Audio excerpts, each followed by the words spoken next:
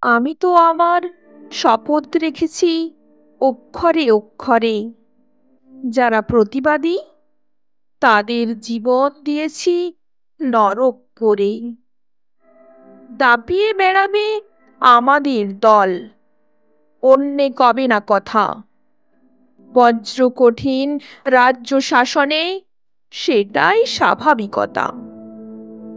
কুলির জন্য সমস্ত রাত, সমস্ত দিন খোলা।